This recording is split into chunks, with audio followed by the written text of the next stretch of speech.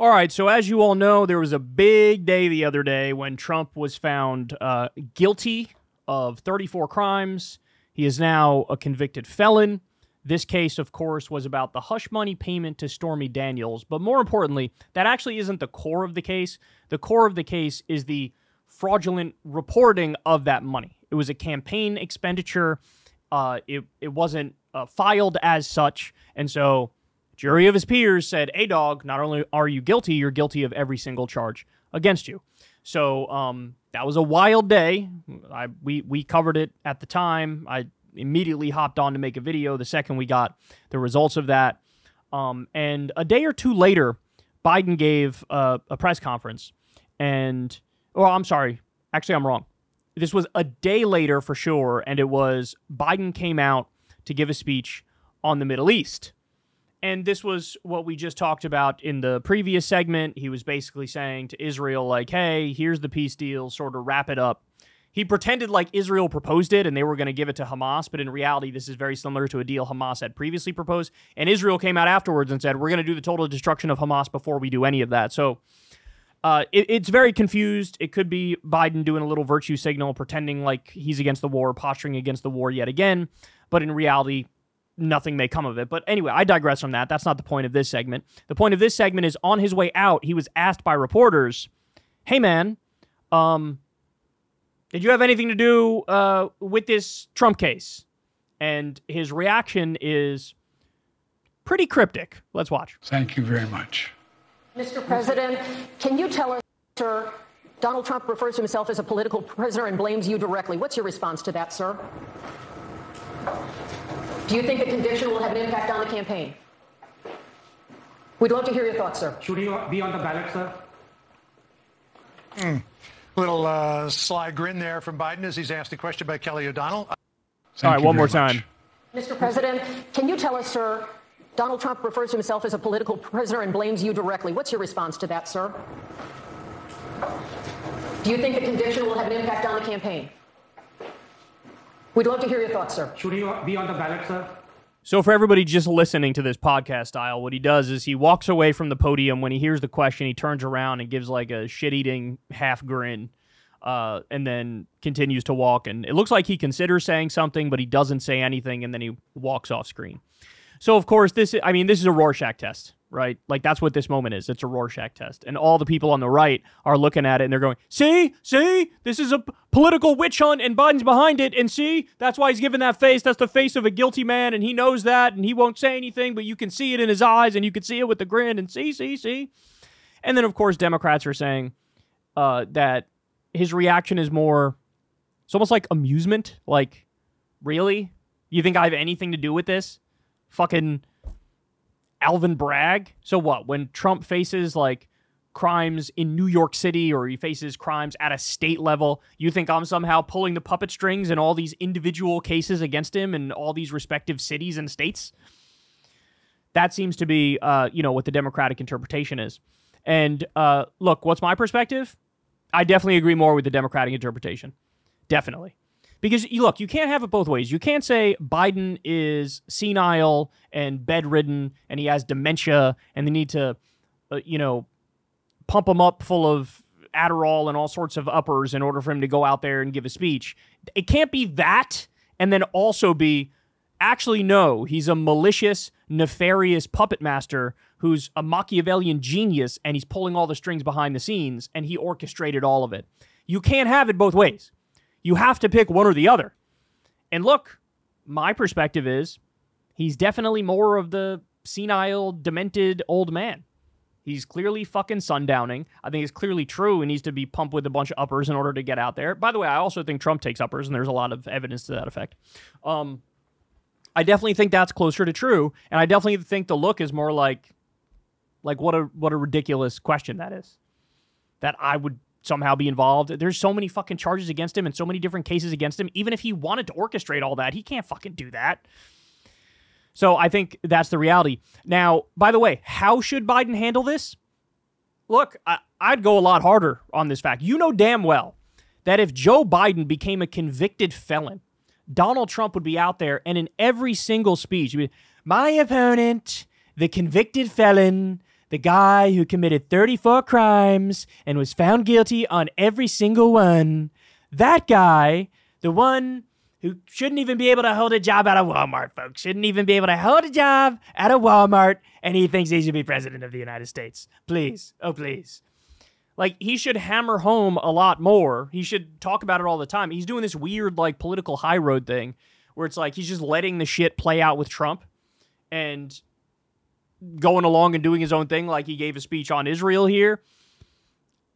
Any politician who gives a shit about winning would bring up.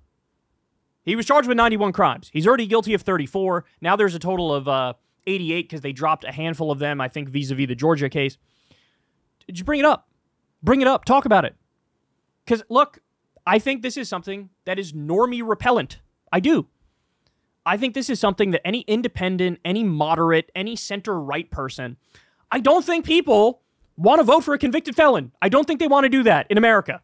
I think there is a general perspective in America, this sort of like, there's this default perspective of like, let's just defer to authority, right? I do think there is a big strain of that in America. It's why the police, for example, despite all of their wrongdoings, the police have one of the highest approval ratings of any like institution in the country.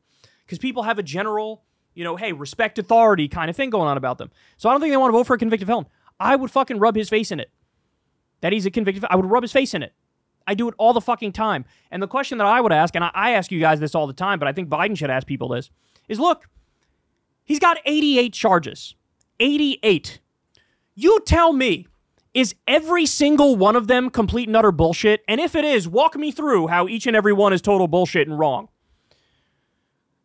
Because I got news for you. Even if you're being extremely conservative, when you look at that, he did do 17 of those shits, right? There's 88 charges. He at least did the 17 of those shits, right?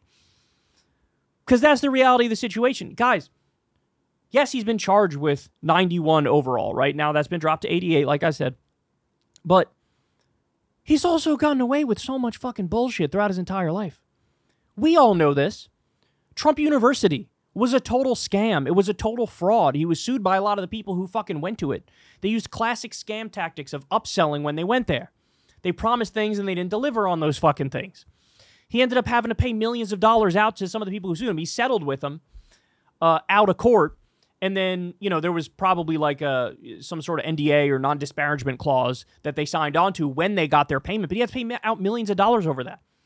He bankrupted 6 different fucking companies. How many stories have we covered? There's detailed reporting on this, guys. Don't take my fucking word for it. How many stories have we covered? Going all the way back to 2015 when these were coming out when he was running for president. He would hire people to work on a hotel of his or a casino of his, whether it be an electrician or a plumber or a construction guy or whatever. And he'd have a deal, we'll pay half now, half later. He'd pay them the half up front, and then when it came time to pay them the half later, he just wouldn't fucking pay them. He would stiff them. Okay, now in my book, that's basically robbery. That's basically theft. You stole this person's time and their labor. You didn't deliver on what you fucking owed them. How is that any different from Donald Trump going and sticking somebody up and stealing 30 grand from him if he owes a construction worker 30 grand and he didn't fucking pay him?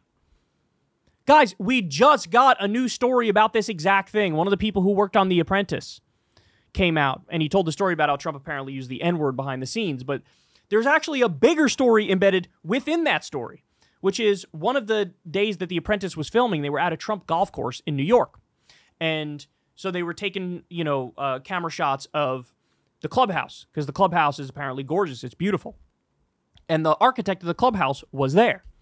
And this producer to The Apprentice was talking to the architect of the golf club, and he said, man, this is beautiful. This is gorgeous. This is amazing. Like, how'd you do this? You're really talented to do something like this.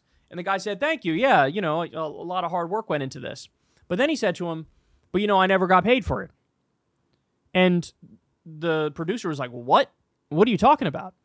And he said, yeah, well, Trump said, I'm going to pay half up front and we'll pay half later when you're done. And he paid me the half up front.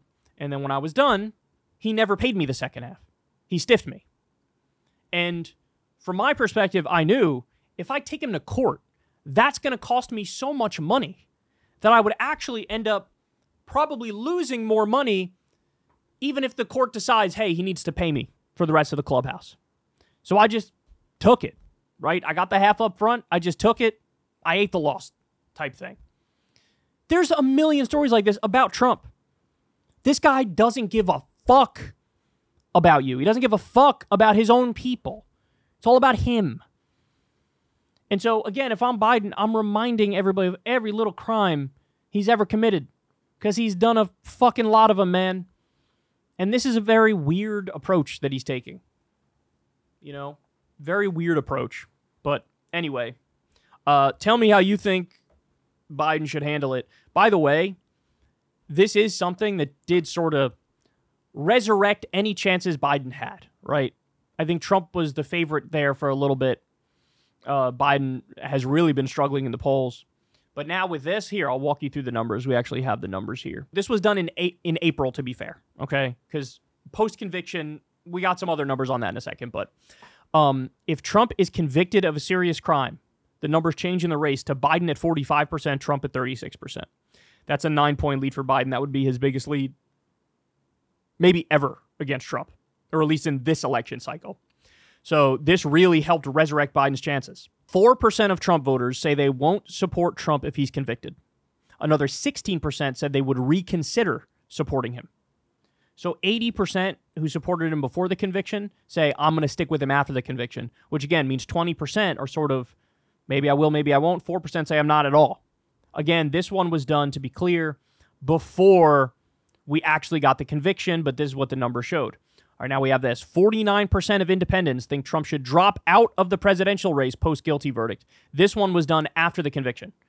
And now half of independents are like, you shouldn't even be in the fucking race. As Iglesias points out here, Mark Penn really loaded the question here and still came up with a result that's not good for Trump. So regardless of what you think of Donald Trump, do you think he is mostly guilty of the crimes that he has just been convicted of in the state of New York, or were these politically motivated charges in a trial tried in a heavy Democratic city and he's largely not guilty of what he's being charged with? So even when you bias the question more to be pro-Trump, 57% say he's mostly guilty, including 19% of Republicans say he's mostly guilty. So these are not good for him. Now, I will point out, though, there's at least one poll that's been released after the conviction that have them dead tied. 41%, 41%. That's kind of wild, right? It goes to show you how weak of a candidate Biden is, too. That after this fucking psychopath gets convicted of 34 crimes, there's still a poll having you dead tied with him? God, that's so embarrassing. Oh, that's so embarrassing. By the way, if Biden were to somehow drop out and we get any other Democrat to fill that role, that Democrat would do better. Guaranteed. Guaranteed. We're basically, if Trump somehow steps aside, Republicans win. If Biden somehow steps aside, Democrats win. Guaranteed. I guarantee you that one. But no, they're both fucking running. They're both miserable and super unpopular. But the early evidence is not good for Trump. But I polled you guys what you thought about this. And interestingly, I said, how will this conviction, how will it impact the race?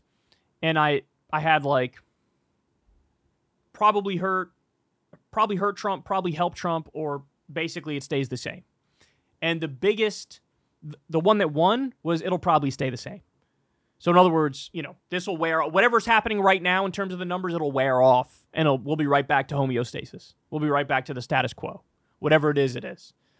That's what you guys thought. And then in second place was it's going to hurt Trump. But it was only by a tiny margin over it'll help Trump. So anyway, I would make this a big issue. But Biden would rather give shit-eating grins and hope that helps him. Hey, y'all, do me a favor and like and subscribe. It helps out big time in the algorithm. Click the bell as well for notifications when videos drop. And watch that video on screen right now. You know you want to.